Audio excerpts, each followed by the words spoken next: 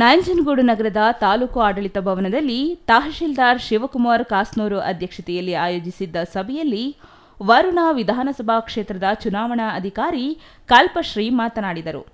85 ವರ್ಷ ಮೇಲ್ಪಟ್ಟ ಹಿರಿಯರು ಹಾಗೂ ಅಂಗವಿಕಲರಿಗೆ ಮನೆ ಮನೆ ಮತದಾನ ಪ್ರಕ್ರಿಯೆ ಪ್ರಾರಂಭ ಮಾಡಲಾಗಿದೆ. ಎಲ್ಲರೂ ಮನೆಯಲ್ಲಿಯೇ ಇದ್ದು ತಮ್ಮ ಹಕ್ಕನ್ನು ಚಲಾಯಿಸಬಹುದು ಎಂದರು. ನಂಜನಗೂಡು ತಾಲೂಕಿನಲ್ಲಿ ಒಟ್ಟು 11 ತಂಡಗಳನ್ನು ರಚನೆ ಮಾಡಲಾಗಿದೆ.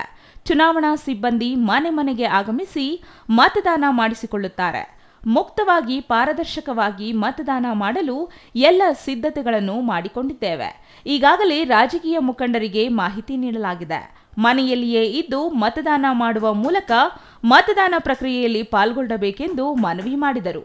2024ನೇ ಸಾಲಿನ ಲೋಕಸಭಾ ಸಾರ್ವತ್ರಿಕ ಚುನಾವಣೆಯ ಸಂಬಂಧ ಇದೇ 13ನೇ ತಾರೀಕು ಹಾಗೂ 14ನೇ ತಾರೀಕು ಮನೆ ಮನೆ ಮತದಾನ ಪ್ರಕ್ರಿಯೆ ಆರಂಭಗೊಳ್ಳಲಿದೆ. 85 ವರ್ಷಕ್ಕಿಂತ ಮೇಲ್ಪಟ್ಟ ಹಾಗೂ ಅಂಗವಿಕಲ ಮತದಾರರು ಯಾರು ಈಗ ಆಲ್ರೆಡಿ ಫಾರ್ಮ್ 12ನ ಸಬ್ಮಿಟ್ ಮಾಡಿ ಮನೆ ಮತದಾನಕ್ಕೆ ಆಯ್ಕೆಯನ್ನು ಸಬ್ಮಿಟ್ ಮಾಡಿದ್ದಾರೆ, ಅವರೆಲ್ಲರಿಗೂ ಕೂಡ ಮನೆ ಮತದಾನಕ್ಕೆ 2 ದಿನ ಅವಕಾಶನ ಕಲ್ಪಿಸಲಾಗಿದೆ. 11 ತಂಡಗಳನ್ನ ನಾವು ಈಗ ಆಲ್ರೆಡಿ ಫಾರ್ಮ್ ಮಾಡಿದ್ದೀವಿ. 11 ರೂಟ್ಸ್ಗಳನ್ನ ನಾವು ಫಾರ್ಮ್ ಮಾಡಿದ್ದೀವಿ. ಅದ್ರ ಪ್ರಕಾರ ನಮ್ಮ ತಂಡಗಳು 13ನೇ ತಾರೀಕು ಮನೆ ಮನೆಗೆ ಭೇಟಿ ನೀಡಿ 85 ವರ್ಷಕ್ಕಿಂತ ಮೇಲ್ಪಟ್ಟ ಮತದಾರರು ಹಾಗೂ ಅಂಗವಿಕಲ ಮತದಾರರಿಗೆ ಮನೆ ಮತದಾನದ ಪ್ರಕ್ರಿಯೆಯನ್ನು ನಡೆಸ್ಕೊಡ್ತಾರೆ. ಹಾಗಾಗಿ ಇದಕ್ಕೆ ಯಾರ್ಯಾರು ಆಯ್ಕೆ ಮಾಡ್ಕೊಂಡಿದ್ದೀರಾ ಅವರೆಲ್ಲರೂ ಕೂಡ ಅವತ್ತೊಂದು ದಿನ ಮನೆಯಲ್ಲೇ ಇದ್ದು ಈ ಮತದಾನದ ಪ್ರಕ್ರಿಯೆಯಲ್ಲಿ ಪಾಲ್ಗೊಳ್ಬೇಕು. ಹಾಗೆ ಯಾವುದೇ ರೀತಿಯಾದ ಸೀಕ್ರೆಸಿ ಆಫ್ ವೋಟ್ ಏನಿದೆ ಅದನ್ನು ಗುಪ್ತ ಮತದಾನದ ಗೈಡ್ಲೈನ್ಸ್ಗಳೇನಿದೆ ಅವುಗಳೆಲ್ಲವೂ ಕೂಡ ಫಾಲೋ ಮಾಡಬೇಕು. ಹಾಗೆ ಎಲ್ಲ ತಂಡಗಳು ರೆಡಿಯಾಗಿದ್ದಾವೆ. ಎಲ್ಲ ಅರೇಂಜ್ಮೆಂಟ್ಸ್ಗಳನ್ನು ನಾವೆಲ್ಲ ಮಾಡ್ಕೊಂಡಿದ್ದೀವಿ.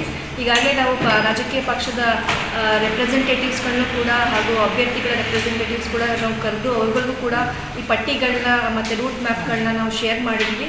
ಅವ್ರಿಗೂ ಕೂಡ ಈ ಪ್ರಕ್ರಿಯೆಯನ್ನು ನಾವು ವಾಚ್ ಮಾಡಬಹುದು ಅಂತ ಮಾಹಿತಿಯನ್ನು ಕೂಡ ಶೇರ್ ಮಾಡಿದ್ದೀವಿ. ಹಾಗಾಗಿ ಮುಕ್ತವಾಗಿ ಪಾರದರ್ಶಕವಾಗಿ ಈ ಏನು ಮನೆ ಮನೆ ಮತದಾನ ಮಾಡೋದಕ್ಕೆ ನಾವೆಲ್ಲ ರೀತಿಯ ಸಿದ್ಧತೆಗಳನ್ನ ನಾವು ಮಾಡ್ತೀವಿ.